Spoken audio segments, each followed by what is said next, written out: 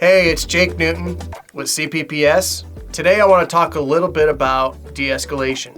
3 tips to consider when you're implementing this kind of information or doing this training within your organization, trying to train your people.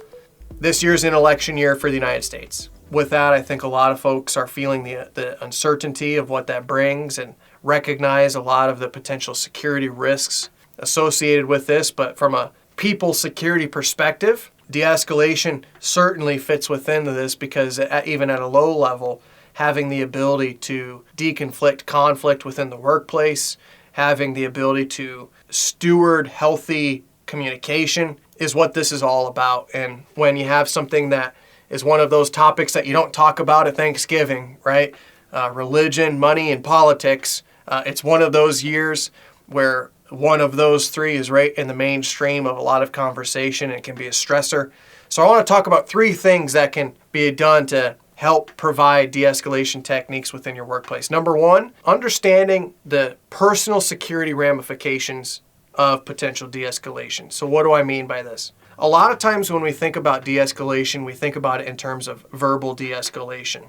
We also need to think about this in terms of keeping ourselves safe if something were to go south. In other words, if something were to get more aggressive or if behavior did happen to become more severe. So when we're talking to different organizations, this is one of the fundamental things that we'll establish. That is, for example, don't get yourself cornered.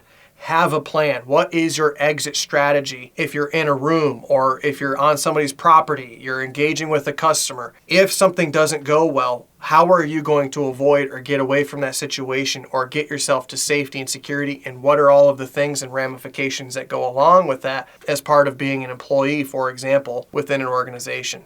So looking at it from the safety and security perspective. The second one, while it's simple, it's not easy, but providing different skills for quality listening.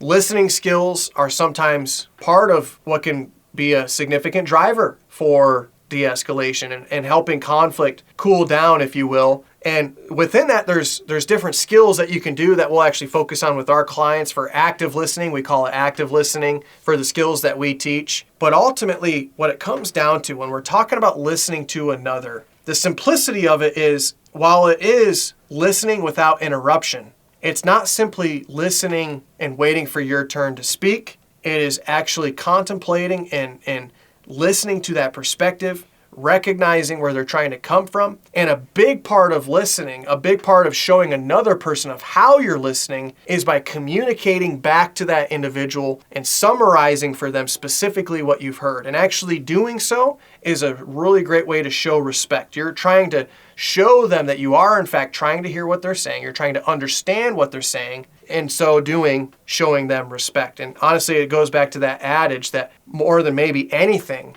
people want to be heard and people want to be understood. And so those are just a couple things that we emphasize with active listening. Number 3, in a state of emotional distress, or if somebody's even maybe in a state of crisis, we have to focus on addressing the emotion rather than addressing the story. Here's what I mean by that.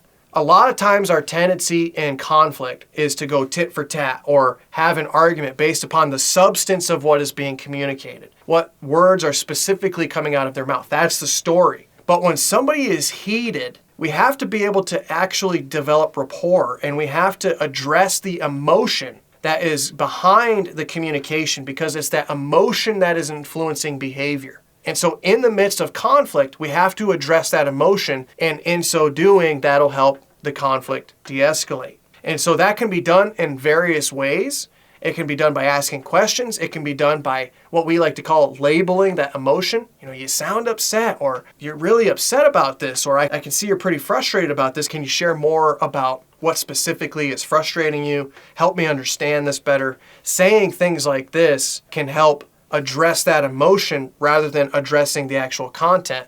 And then once that is addressed, then we can problem solve. But one of the things we always like to say as part of this training is when we're trying to de-escalate a situation, that is not the time for discipline if it's a manager supervisor with an employee as an example. But first we de-escalate, we get the situation under control, and then we can talk about problem solving after we have that rapport built or after the situation is calmed down, whatever that might look like. but doing those different things to address the emotion that drives that behavior, and then after we get that taken care of, we can be able to maybe address the actual substance of the issue. Maybe that's even a different conversation, but we got to do that emotional side of that first and make sure that we're squared away to help that situation calm down. So those are 3 things we like to do and in the training that we provide. Hope you found this valuable. Would love to hear some things that you're doing as part of your de-escalation for your own workplace, as part of your conflict management strategies. But if you want more information like this, subscribe to our newsletter. Stay tuned in our YouTube and our LinkedIn platforms. But otherwise, in the meantime, thanks for watching, and until next time, cheers.